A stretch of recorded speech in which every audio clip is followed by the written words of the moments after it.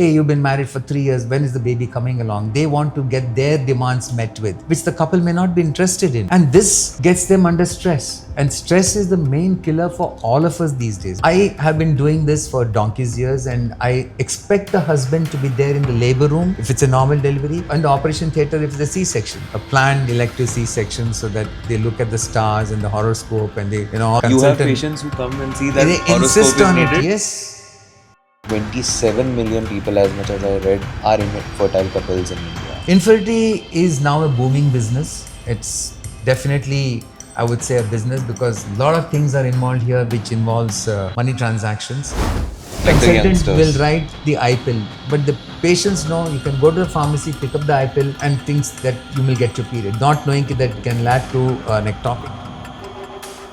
Today on the AP podcast, we're honored to welcome Dr. Prakash Kini from the Advance Medtech Solutions State-of-the-Art Excellence Center. This isn't just a facility, it's a world-class healthcare ecosystem designed by the renowned Spanish architect Ricardo Bofill. Spread across 10.5 acres, it stands as a landmark of innovation, built with one purpose: to advance the future of medtech. In this special conversation, Dr. Kini shares his insights and experiences that promise to inspire and inform.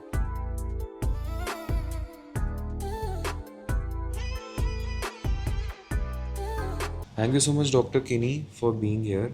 It's a pleasure having such a seasoned person from the field, which is a taboo in India still for a lot of people.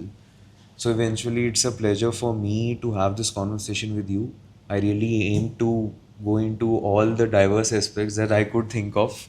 And obviously with your experience, it is going to be multifolds. So on the first note, sir, thank you so much for your time. Thank you very much, Aftab. I want to begin with the very classic here, right? The good old debate of C-section versus vaginal birth, right? So there are already too many things around here. So for the starters, if you could differentiate it for me, like what is the difference? And what I have seen on internet is that a lot of doctors suggest that a girl or whosoever is pregnant should take C-section. No, I think that's a misnomer here. I mean, we don't promote C-section as such. But at the same time, we should not think that C-section is the word C is absolutely down the bottom line. There are so many things that we promote normal delivery, we want them, but there's a little clause I should try to tell you. The mammals who are there, they are all quadrupeds. They walk on fours. For them, normal delivery is easy. We are bipeds. We are walking on two legs. And the process of labor can be demanding, can be time consuming, and people are at a short fuse and they want instant deliveries and they want epidurals and they should be not having discomfort, they should not have pain, blah, blah, blah. So it goes on like this. So normal delivery is appreciated by everybody, but C-section is not. Yeah. But to come to the flip side of this, C-section is necessary in various circumstances. These days we find that the incidence of medical disorders complicating pregnancy like intrauterine growth restriction, anemia, obesity, medical disorders complicating pregnancy like in pregnancy-induced hypertension and diabetes. These are factors which promotes the tendency for you to lean towards C-section. When I started practice in 1978, it's 45 years ago, my C-section rate was about 12%, I would say. Now it's about 60%. That's because the entire scenario of patient profile has changed a lot. Quite a few of them, 20%, would be going in for IVF treatment for various reasons. There's so many things that crops up by here. The ladies now, because of woman power, they are looking at careers, they're looking at career advancement, late marriages, and then they are too stressed out or burnt out by the time to get married. They don't find time to cohabitate. And then there's a lot of peer pressure involved. The in-laws and the parents says, hey, you've been married for 3 years, when is the baby coming along? They want to get their demands met with, which the couple may not be interested in. And this gets them under stress. And stress is the main killer for all of us these days, wherever it is, whichever field it may be. It may be content creating, it may be surgery, it can be solutions that you're making, whatever it is. Stress is the number one killer, is what I would say. The traffic, the pollution come later on. But stress, yes, that is burning out a lot of couples. And therefore, they go for IVF treatment, and when they get the IVF treatment, it's a precious pregnancy. They spent a fortune on this, and therefore would like to have a good outcome for these ladies. So obesity, diabetes, hypertension, fetal growth restriction, pregnancy-induced hypertension promotes the percentage of babies being born by C-section. So is it like right to say for me, I hope I'm making sense here, that in today's time, the day and age we are seeing and the kind of atmosphere we are having, it is very likely that most of the women that exist today would have to go through a C-section surgery. I would say maybe about 60%, even that may be a little on the higher side. They have a lot of benchmarks that are put forward. But, with the innovation that we have, the surgical skills that we have, the instrumentation that is available, the sutures that we need to use, they have gone through a sea change. We get the best of these things in this present state. And C-section is the most commonest operation performed across the world, not only in India, but abroad also. The section rate in US is far higher than ours. Various reasons. Maternal requests, they want to maintain the integrity of the pelvis. They don't want to have urogenital prolapse in the long run. And it is absolutely a safe procedure. The amount of innovation the sutures that we use long back and what we have is absolutely upside down. The whole thing is fantastic. Yeah. Could you describe what is a suture and how is it used in this process? Oh, okay. Suture is, suppose you cut anything and there's an open wound, we need to stitch it up. And the material that we use to stitch this up is called as a suture. And these sutures also have gone through a massive innovation to the ones which are available, which are very sort of readily available for us, marketed very thoroughly, easy to use, very sort of strong, and gives excellent results cosmetically and surgically for the long run for the patients, and they recover in no time. It's the push that you need to give, tell them to be sort of aware of what is happening, educate them, and then the procedure becomes a cakewalk for anybody, the surgeon, the patient, the relatives. It's not something that you're life-threatening, and then, of course, there are circumstances under certain conditions when things can go wrong, in any field for that matter, but it's an absolutely safe surgical procedure, just like a housewife making a cup of tea at home. You can have a burst gas cylinder, but that's 1 in a million. Yeah. So similarly, in a C-section, things can go wrong, like a postpartum hemorrhage or a disseminated intravascular coagulation, but that's very, very rare. And it's the team, the anesthetist, the pediatrician, the gynecologist, the staff, the nursing staff, the OD staff, gel together to make the thing definitely a good outcome. And you can eventually plan this out if you're doing a C-section, Yeah. when you will be getting pregnant, when you will be getting the baby. So most of the time we have these antenatal classes where we tell them and explain to them what is a normal delivery, what is a C-section, what's an epidural, what is the first stage of labor, the second stage of labor. Having explained all these things, life becomes sort of understandable for the couple concerned. We normally see to it that both the husband and wife do attend these antenatal classes. And one more thing I can put in here, a small little note.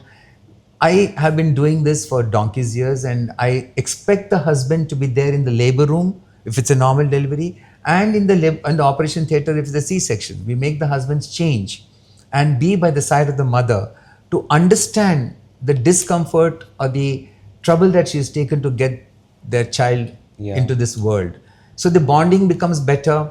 The father will know exactly how a childbirth has taken place, and the discomfort and the agony and the pain and all the sort of things attached to labor, he understands it firsthand rather than going into ChatGPT or WhatsApp for a YouTuber as such. And I think that is the place where a woman will feel that, I'm not alone here. Yes, it's a teamwork again from their point. They too are pregnant here actually, kind of.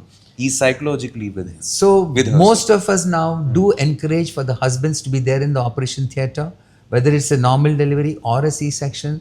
And we encourage, tell them to take a few pictures for their family portraits, the first one, and see that they have those, cherishing moments in the long run. When they grow a little older and sitting down with a cup of tea, they can say, hey, hello, this is how you were born. Yeah. And also one thing, there was a very intriguing data actually I found which suggested that the deliveries in private hospital for C-section was around 47.5, but in public hospitals it was 14.3%. Yes, I agree with you that this is a correct percentage. In fact, 40, 45 in government hospitals. But in the corporate sector or private nursing homes, it can go as high as 70, 75%. Here, two, three things kick in. One is in Bombay, for example, or big metros as such, the incidence of maternal C-sections are high. The reason maybe one is maternal request. Quite a few ladies want to have a planned elective C-section so that they look at the stars and the horoscope and they, all these horoscope. things. That's too demanding for the consultant. You have patients who come and see that they horoscope insist is on needed? it. Yes, they go by the star in the birth time and this horoscope. And the worst part is that this is now promoted by the astrologers, I think, who make a fancy buck more than the doctors in promoting and saying that if baby is born at this time is going to be a mega star. And how do you react to that as a doctor? I take it with a pinch of salt. I don't like to adhere to this timing business because then it becomes really sort of difficult in a corporate world when you've got a lot of patients to see, operate, and everybody is, finally the whole team in the operation theatre which is responsible for the well-being of the mother. Something goes wrong, the consultant is held responsible. And there are lawyers who are there to just grab us by the neck and drag us to the court, and then it goes on for years together. It doesn't get resolved in a short period of time. Ever happened with you? It has. It is still going on, So I feel sad that though it's just a possibility that yes, things have gone wrong, but it's just manipulated in such a way that you try to extract in the consumer forum. All of us have got medical insurance, but the point is that it's unwanted. And one more aspect that I wanted to explore here was about infertility rate in India, right? So it is like rising up like crazy. Around, I think 27 million people, as much as I read, are infertile couples in India, with either the man or the girl. So 35% of the population who are infertile is because of the female factor. 35% is because of the male factor. Males also are equally responsible. And 30% is a combination of both male and female who contribute to the infertility rate.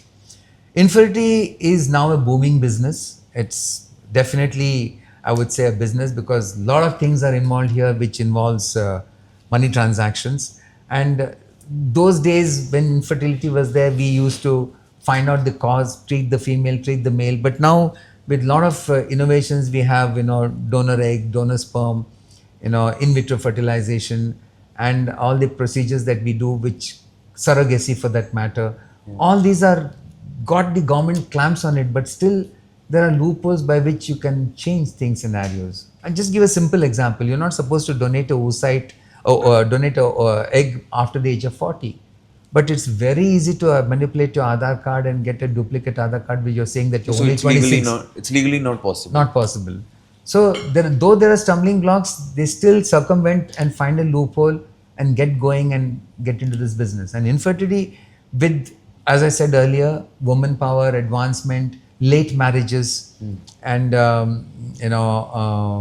medical problems creeping up as they grow older. Polycystic ovary is a massive disorder that we find which is rampant amongst all our young ladies. Chocolate cysts of ovaries, endometriosis. These lead to a sort of depressing infertility rate. And obviously the peer pressure comes in, the parents, the in-laws make life miserable for the couple concerned. So they turn towards infertility for treatment. And when they do turn, well, there are a lot of infertility centers all over the country. In fact, that's the next thing where they have a lot of treatment choices available for them. And they go for it, and if luck is good, success rate is between 40 to 45%. 4 out of 10 people will get pregnant and be happy. The remaining 5 to 6 people out of 10 will be dejected and try for the second time and try for the third time. But it's a costly procedure right now because the drugs that are involved, the treatment, the thing that is involved, cost the couple at least about 4 to 5 lakhs per cycle. It's quite expensive, depends upon the center. If you've got multiple centers, then there's cutthroat practice again creeping in here. So you find that you should be geared up for anything between 3-5 lakhs per cycle. And how many cycles you would have to do? Depends upon how much money you have. Like, let's take a minimum thing. So minimum, maybe between 2 to 3 cycles they do conceive, but before that they try intrauterine insemination and extra XYZ and timed intercourse, etc. But if this doesn't work, they revert to IVF. And there are a lot of centers which promote IVF, They just want them to get going and not to waste time. In a way, it's correct, because we don't want to have an elderly couple coming to us again, which will increase the incidence of C-section rate, because there are a lot of ladies who are 40 plus who are getting pregnant and delivering. Is that a healthy thing? How do you see that? We do a lot of investigations during the first trimester and the second trimester to see that the baby is healthy, and then take them to term. But there is definitely a little bit of a concern for the consultant concerned to see that nothing goes wrong during this entire first and second trimester to take them to term. Yeah. And also, teenagers are also getting pregnant. That's a good question that you asked, Aftab, because we find that education plays a lot of importance to this entire gamut of pregnancy and delivery. If you see Kerala, which has got a high literacy rate and all educated people, and most of them are well versed with what is medicine and what's delivery, and there is a high incidence of 90% of institutional deliveries.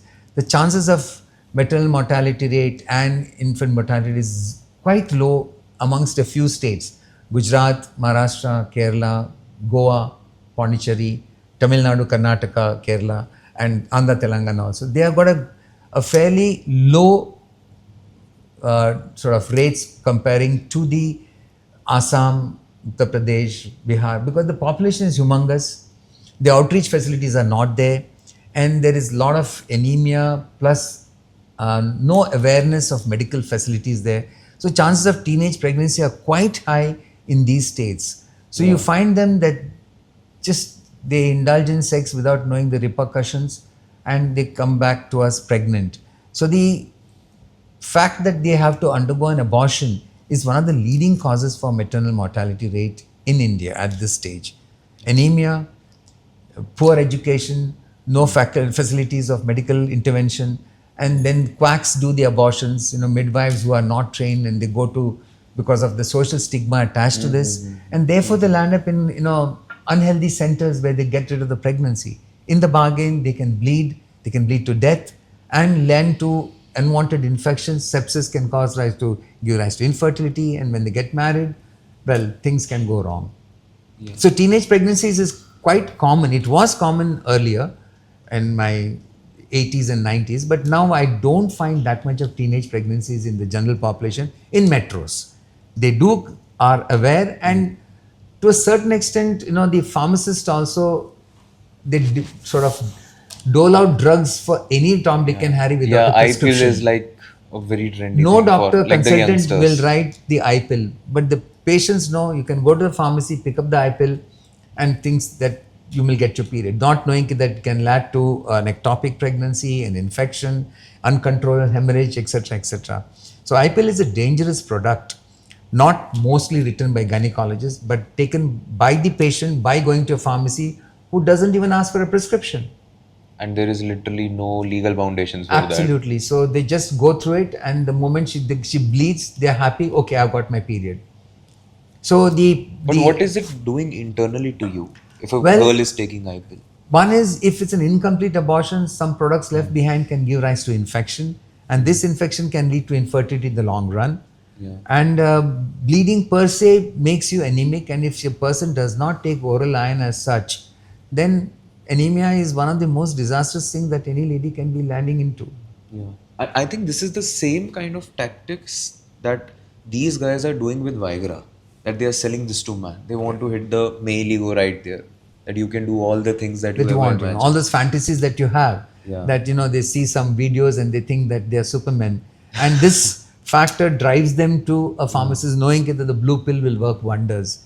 And it's very easily available without a prescription. So any Tom, Dick and Harry can go into any pharmacy and take the Viagra pill. And that should give them an enhanced performance which they see on videos, which is not correct.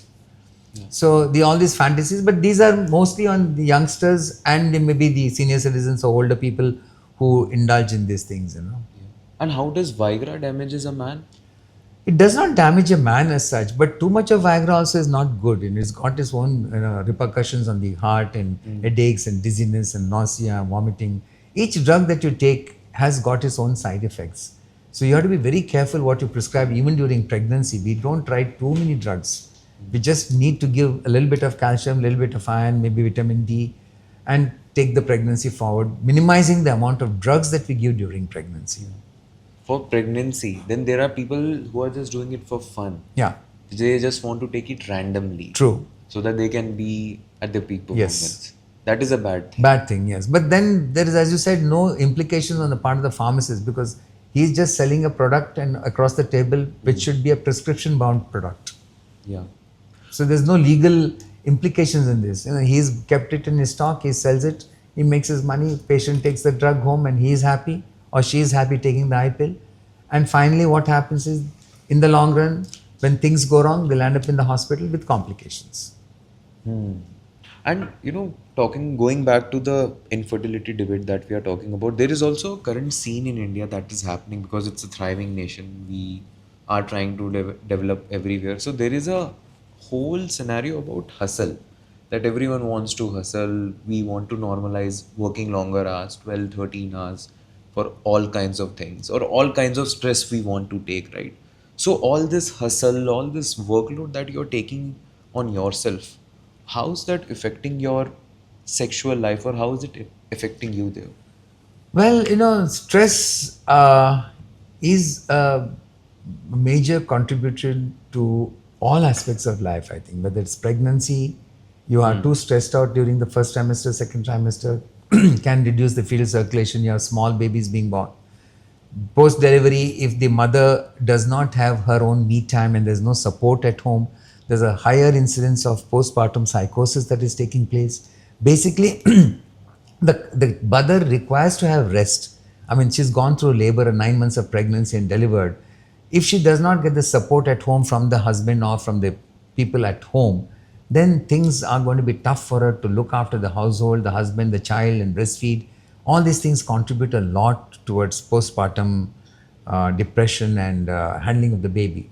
Nutrition also plays an extremely important part in this point. If she does not eat nutritious food, she just goes downhill. So most of us do prescribe iron and calcium tablets postpartum so that they are not in a negative balance.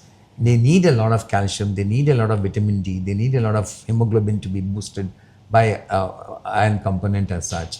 So that's one. Support psychologically, emotionally, along with good nutrition and good environment all around contributes to the growth of the baby in a much, much better way. And definitely the atmosphere in the house promotes the early development of the aspect of the child as such. So they do well in the long run. Both the parents and the husband being there in the labor room, knowing what has happened, definitely he or will be more attached to the child and may contribute to the well-being of the baby along with the mother. The only problem that comes, we feel right now, little bit proportion is if there are two daughters, and then there's a little bit of imbalance that takes place in the family. Oh, both the children are daughters. I don't know. It's still there. It's quite a bit, about 5% to 10% who wish they had a male child, So the second child to a certain extent is... These are the urban people you're talking about. Rural to pata nahi, I have no idea. But urban, there is still a feeling that I wish I had a male child, to carry on the name and the generation and to the next one. So it's still there. I don't know, it's not a contributory factor for anybody, but that feeling of not having a male child is hitting a lot of population. Yeah. And how do you see that? Because I even talked about this before the podcast rolled, right? That sometimes as being a doctor in a field which is such a taboo, you would have to be a therapist also, right? So when you see such scenarios, how do you advise them? Well, a lot of people come who are infertile, to be shocking in 2025 that they have not had sex post-marriage. Something unbelievable. That is unbelievable. Yes, it's just something which shocks me and beats my imagination. If you have been married and you are a male and she is a female, proved, I do not know why can't you cohabit and have sex. And this is quite a few people who come to us, and you have to have a patient listening to them and to understand what is the reason behind this no sex theory of not getting pregnant, So it takes a lot of time to listen to both of them, maybe listen to the female first, then the husband next, and get them both combined together to point out each other's flaws or whatever it is, and then decide what next to be done. So counseling is definitely important. So a therapist in a hospital is good from all aspects of life, but to get a therapist who is available, because the amount of contributory patients to that department will be not as much as say maybe pediatrics or gynecology or obstetrics. So they feel a little desolate as such that I mean they're not getting a chance to see more people as such. We don't want it to, but still they would demand their pound of flesh. Yeah, certainly. And that is the sad part of this, that people in India especially are not really aware about their sexual preferences, Correct. what kind of persona they have, whether they are asexual or they are attracted to Bisexual also. bisexual also. Different kinds of things, right? So I think it's a fundamental problem at that scale also, that people are not aware about No, their but with sexual. the advent of digital media, videos, WhatsApp and YouTube and Chat GPT and all those things, you find that the urban population is well exposed to what is it. Maybe the urban population may be wavering as such. We have so much of sexuality problems in the rural population, but I'm not exposed to rural population at this stage of my life, so I can't comment on it. But urban population are very much aware, and we find that a lot of these kids, by the time they are in 7th standard, 8th standard, when they are 13, 14 and the age of menarche or puberty, they know exactly what is sex as such. And so many people are involving in sex at that early age group. Is it a problem that nowadays you see all kinds of children being adults soon? As in, I'm saying adolescents here. Yes. That women are having their periods first, very boys true. are ejaculating first. Yes, correct. Is that a problem? It's not a problem, but there are a couple of, I've gone into the second generation of babies, in the sense those who have delivered are married and they're bringing their children. So the trust that they have. So here comes in the fact that, they are attaining menarche at age 9 and 10. So they suddenly start menstruating and the mothers are worried that this lady has got a period at such an early age. And vice versa also, there are ladies who say, my daughter is already 14 years of age and still she's not got her periods. So they're both again two sides to the coin. So at age 9, we don't bother much as long as the cycles are falling into place and getting regularized. But those girls who are 14, 15, we definitely need to investigate so that we don't miss the boat as such, and get the scans done, get their hormones profile done and see that everything is normal. So both of them are there, By normal, you mean In exactly the sense that the uterus may be infantile, the ovaries are there or not, the hormones, the follicular stimulating, luteinizing thyroid and the antimalarial hormone is all within the range as such. So we know that in the next few years or maybe few months she will start menstruating and allay the anxiety of the parents as such. And for boys, how do you see it? Them ejaculating, provided they will never speak about exactly. It. They don't come to the forefront at all because the parents are more worried about the daughter rather than the boy. So they let them fend for themselves, and it's then the friends who encourage them to masturbate and ejaculate and see what is yours and what's mine and how it goes. That's how. It is like that. And that is like actually not a healthy way to actually learn about it. Right? Correct. Because it's a privilege to have someone as a boy who you can discuss your sexual discourses with actually. A lot of males also don't have. Just deviating from this thing, I was just listening to an Amit Tandon's podcast. He says, मेरे दो बच्चे हैं, one is 19, one is 17. पहला लड़का है, दूसरी लड़की है. So I'm not worried about talking to my son, but I'm interested to find out from my daughter what is her, sexual lifestyle is. मैं तो भी 19 years का था, मुझे मालूम है लड़कों किस लिए क्या करते हैं. But what the girl does, I want to know from her exactly what is she interested in, what are the boys that she's. अब मुझे पता चलता है कि मैं misfire क्यों हुआ है. So the doctors are telling the parents exactly what to do and what not to do. I mean, things have changed. Yeah, they have certainly. And going back to the IVF thing that we were discussing, I wanted to talk about this trend of, preserving your eggs or freezing your eggs that has been very common nowadays. There are literally corporates who are incentivizing this. Like, if you're doing that, they will include it into your health package and stuff like that, right? True. So how do you see this current scenario of women freezing their eggs? There are a whole lot of people who are at the top, the ladies who are at the top of the career thing as such and still single. And they are then now having climbed the ladder, they want to have the best in life. So obviously next is marriage and pregnancy, and they are worried about their failing eggs as such. So there is a strong population in the metropolitan cities where ladies come and ask, can I freeze my eggs? I'm already 35 and I still don't know when I'll get the right guy.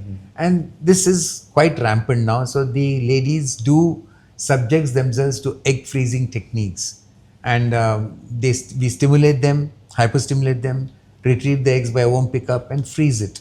And these freezing techniques are there in every fertility clinic with the barcode as such, and these are the eggs of XYZ or ABC. They are charged quite a bomb for this, but these ladies are willing to spend money to save their eggs so that they have quality eggs are stored in time when they do get married or want to get pregnant. But definitely the chances of things going wrong with frozen eggs, even at a later stage, can lead to complications. And though should not happen, mix up and all these things is quite possible. Yeah. But would you recommend that to someone doing that? I would tell the lady, instead of doing all this, get married and get pregnant. A simple way out. But if they say, no, I want to do it, go for it. The facility is available. Just stimulate yourself. The fertility center will retrieve the eggs and save it. You feel there is a age for both male and female to get pregnant that should be followed? The marriage age has now gone beyond 35 now. I feel that we have statistics in our hospital. In the urban, yes. So most of the people who are getting pregnant and delivered is about between 30 and 35 is almost as high as 45%. Between 20 and 25 is hardly 5 to 8%. And there's a rising trend towards 40 plus getting pregnant with IVF and this and that. So you find that there are a lot of ladies, I have quite a high percentage of ladies who are crossed 40 and conceived and getting pregnant and delivering. So that's again a little bit pushing us into the higher C-section rate. And then the IVF eventually Obviously, happens. then they do, most of them are gone through IVF. They have attempted all the hysteroscopies, laparoscopies, intrauterine inseminations, and then finally IVF. So that definitely helps them to conceive. As I said, 40-45% good rate, good clinics will go up to 50-55%, and they do get pregnant. And then we take care of the pregnancy and get a little more investigations done, see that the baby is healthy and normal, there's no complications, and take the pregnancy through. Again, a lot of medtech that is coming, ultrasounds and non-invasive prenatal testing, amniocentesis, double marker, triple marker, all these innovative things which gives you a clear-cut idea what is going wrong with the baby. But there is no reduction in pain or anything like that. Everything remains the same. Same. Pregnancy remains the same. That's God-given nature. No? You can't expect a lily to become a rose. No? Yeah. With that, I wanted to move towards the post side of, that is the post things that happen after your pregnancy, right? I think that's literally the most hardest thing a woman would have to go through if compared with a man. Yes. So, breastfeeding. Yeah, breastfeeding. That is true for such a long time, right? Yes. So we encourage breastfeeding at least exclusively, and try to see that we promote breastfeeding so it's better for the baby, bonding is better, gets the nutrition, gets the immunoglobulins, there's no chance of infection, there's no chance of gut problems, they sleep well, they are healthier, they put on weight better. In all these respects, you find that breastfeeding definitely helps the baby and the mother. Both ways, it's a win-win situation. The moment you switch on to formula feeds and bottle feeds for various reasons, sometimes the babies are very small, they can't latch on, or sometimes the milk is not adequate. I mean, there are so many people, they expect the day they are delivered, the milk to flow as if, the Narmada is flowing or the Kaveri is flowing. It doesn't happen. You don't pour out liters of milk the day one you deliver. It takes 2-3 drops, and the fact of latching the baby and promoting and encouraging the baby and talking to the baby, that promotes the lactation or the milk let down from the brain, and that's what promotes breastfeeding. So this is where the good old, the doulas and the midwives who are there, who are the support system. And I was just talking to Hari, my colleague, and then he said that we are going back to what was 100 years ago. I mean, the things have changed so rapidly that we have to now fall back upon the age-old methods to promote healthy lifestyle. Yeah. Old is gold. Old is gold, absolutely. So sleeping early, getting up early, exercising promotes well-being both for the mother and for the family as such. These days, with the advent of the blue light, children sleep, not children, even teenagers and youngsters sleep at 2 a.m., 3 a.m., 4 a.m., get up at 10 o'clock, 10:30 when the Or sun see is the sunrise sunset. and then this. Yeah. So that's not the correct way to go in life. No, things have changed. You change the entire circadian cycle, and then your whole brain does not understand what is happening, and then you get stressed out. Revert to smoking, alcohol. All the stress busters that you do is detrimental to the health of the patient or the lady. Yeah. But how does it for a woman as an experience after pregnancy, right? Especially for a woman who was working, right? So suddenly she's sitting at home, suddenly she's now caring all about the baby, not about herself, not about any personal life she had. It is just the baby here now, So right? this is where the family comes in. I feel you require that support, and of course now with all the institutions and the ITs and all the infrastructure companies are promoting and giving them enough and more leave, 6 months, 1 year. I have people who have taken off for 2 years, and there's always you have a sabbatical, and then you can always jump companies. Go from 1 to 2, 2 to 3, A to B, B to C. So they're not that much worried that if I take a big long sabbatical and look after my child, which most people don't do, hardly about 20 to 25% do this. The remaining 75, they're itchy to get back to the job. And then they try to store the milk in the fridge and expect the grandmother-in-law, the mother to feed the baby when they're off. And that again is a vicious circle. So they want to get back to work, get back to career advancement, try to reach the same pinnacle that they wanted to. And the bargain, the child gets deprived of whatever the needs are. The first 2 to 3 years is very, very important for any newborn It's child. really important for the mother to be there for the there child. with the child. Yes, nobody can handle the child better than the mother. The mother-in-law, the mother, or the husband will not be able to look after the child as much as a mother does. Yeah, I think that's the beauty of that bond. Correct. Right? It requires that sacrifice. Even if you take the eventually. animal world, if you see that the calf is sort of straying away, the mother brings it back to the herd and say, "Hello, this is your place, not there." Yeah. Until they're grown up and they're teenagers, and maybe they're pushed out. Yeah, certainly. Do you feel like modern day moms are bit too tensed also in comparison to old school ones? I think so because uh, if you see, they read, and there's a whole lot of immunization that is there available for the kids these days. Start from the day you're born, you start giving hepatitis, you give vitamin K, and you go to polio, PCG, and something like about 20 immunization schedules that are there in the first year of life as an infant, and if they stick to it, I feel sometimes the vaccines are overtly sort of pushed on to the babies and they're given, but it's in the long run good for the little one. I'm not saying no. I mean, in my days, I never took a vaccine as such other than the smallpox and BCG, and maybe now. But now we have, for example, in the pregnancy status also, we give tetanus and diphtheria, we give the flu vaccine, we give the Boostrix vaccine.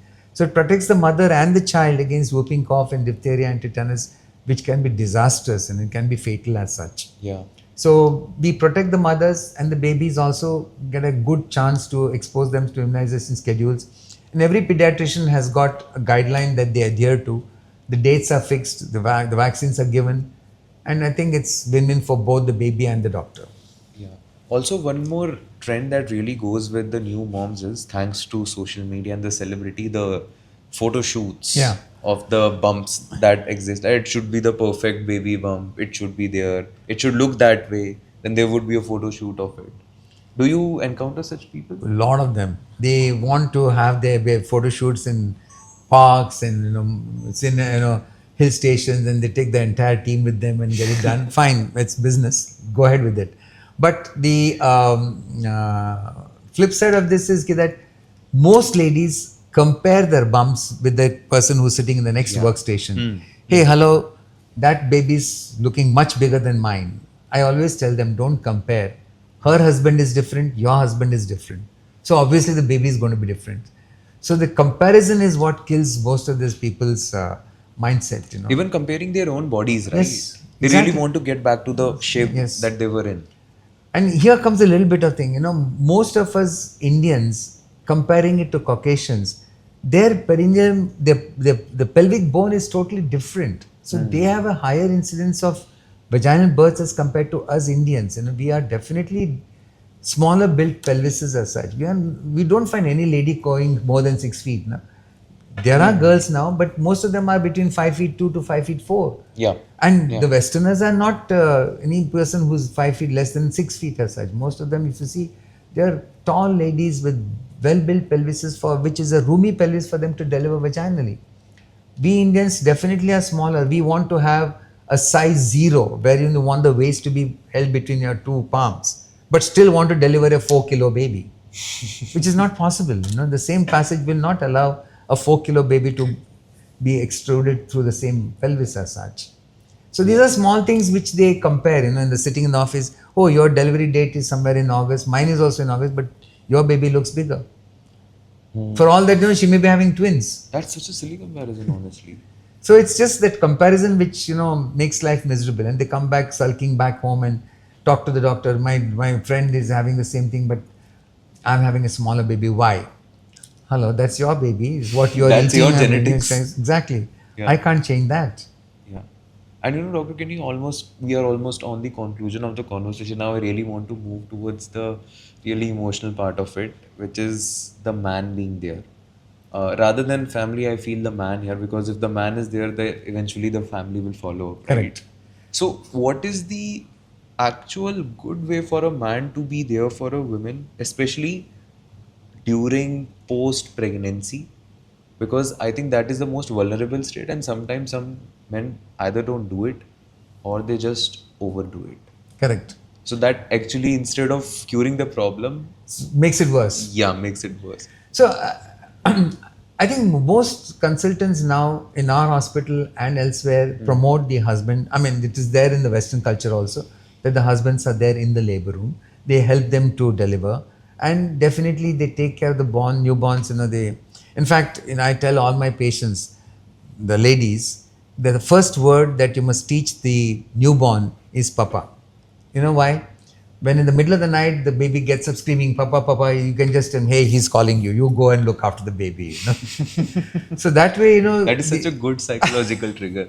So he says, look, the little one is calling for Papa. He's not calling for Mama. Your time to get up and go and look after the little one. Maybe he's wet his nappy or he's pooped a little bit. Change him and get him. You stay awake now. So it definitely helps, And most of the times we see in the hospital that the day of the delivery, in the IT crowd that is there in Bangalore, you find that finally we don't allow too many people into the hospital.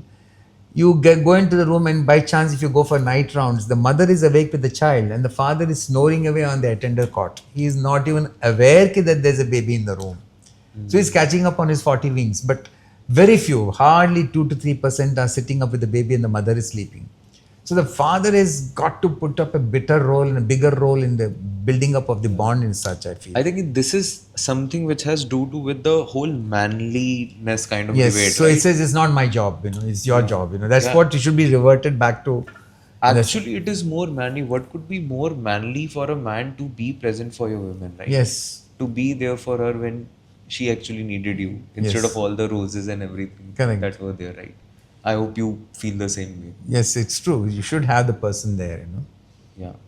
And I guess that would be a very amazing thought for us to conclude this conversation. No, here on. with all these corporate hospitals coming in, we do promote this, So Yeah. we have a lactation class. We tell them exactly. We tell the husbands to come with the mother and the babies exclusively to explain to them how to hold the baby, how to feed the baby, how to latch the baby.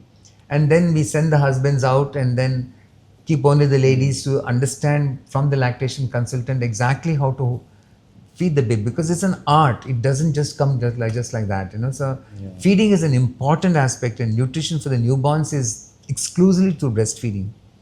It gets what it's supposed to get, and I guess this is the best time to do it. Yes. This is the time which is actually the taboo breaking time, right? You can be part of such things.